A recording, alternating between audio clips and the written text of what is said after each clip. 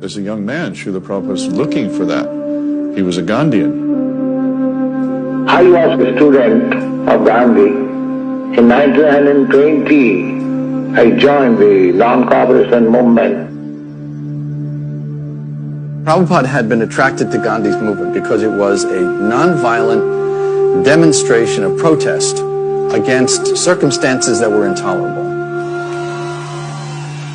But something happens when he meets his spiritual master, and he's reminded that there's another kind of revolution going on that's much more important, for a higher purpose, not a political end, but a spiritual end.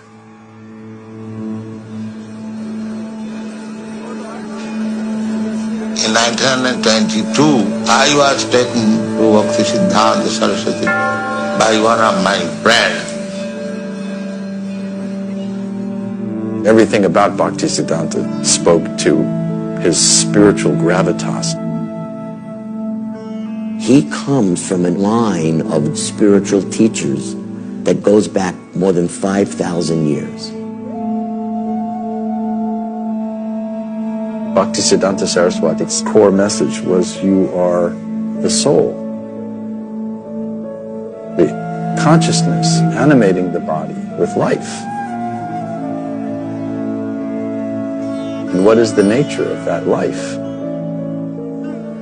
It's eternal. It's fully self-aware and joyful, blissful.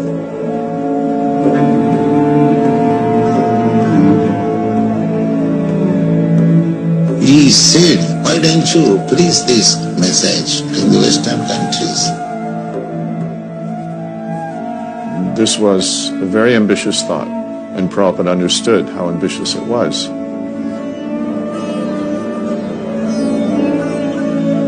I talked with him, we'll hear your message.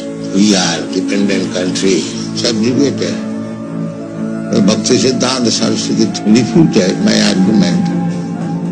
This so-called nationalism or anyism, they are all temporary. The real need is self-realization.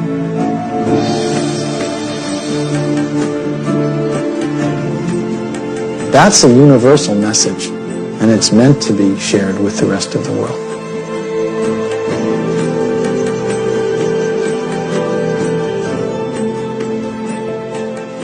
I was so much struck with wonder, I could understand that here is the proper person who can give a real religious idea. What is an epiphany? What happens that something completely transforms a life?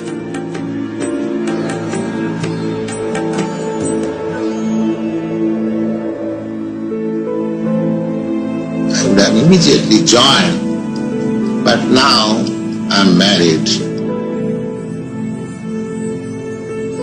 So many responsibilities, it will be injustice. But I accepted him as my spiritual master in my heart.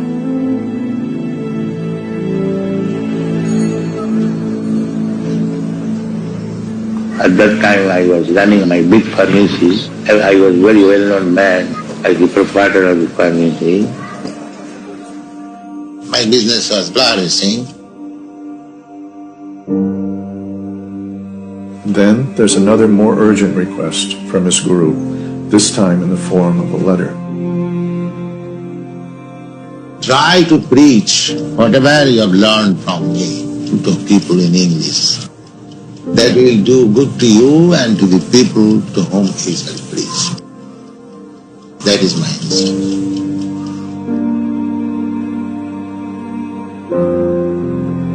And then he passed away in 1936.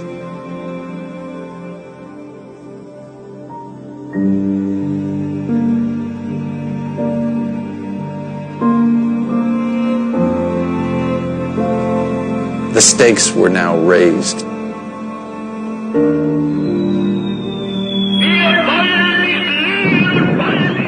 Energies would become even more focused on making it happen one way or another, as impossible as it was.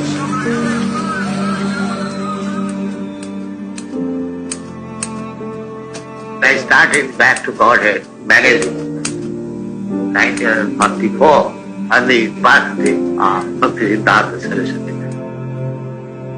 The articles that he wrote analyzed how human greed had led to World War II, how conflict between peoples and between nations can be traced back to spiritual ignorance.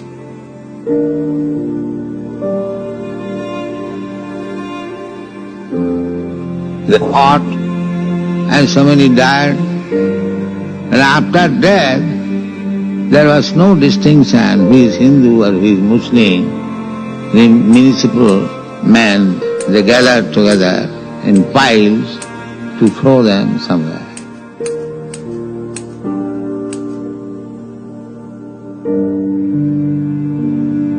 Sometimes I was dreaming. My spiritual master, he is calling, and I was falling.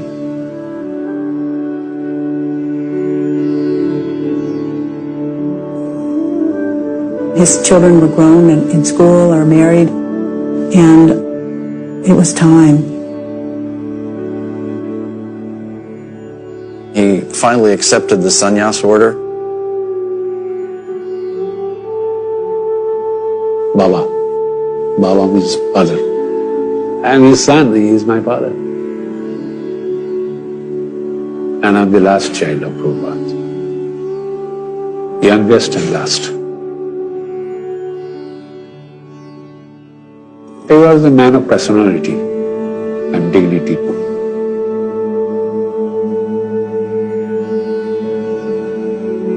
I was stunned and I was shocked at that time when I heard it.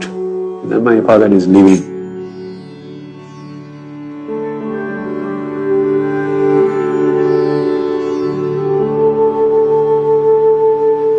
He advised me, please take care of your mother and your family.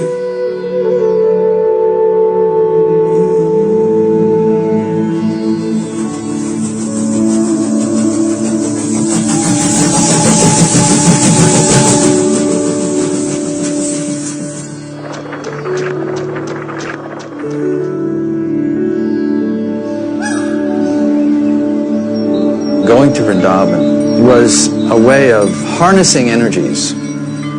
He's there contemplating what's needed to bring Krishna to the world. This is very much a part of the Indian culture from ancient times. At the end of life, one will focus on the most important work of life, realizing who I am in relationship with the divine person. It was an intense period of writing, getting those first 3 books of the Srimad Bhagavatam published. He was able to synthesize a vast library of Sanskrit wisdom texts down to their essence and transpose that into a language that people of the 20th and 21st centuries can understand. In this one text, the entire expanse of creation is described. This book has the potential to lead a revolution in consciousness, which he felt was the need of the hour.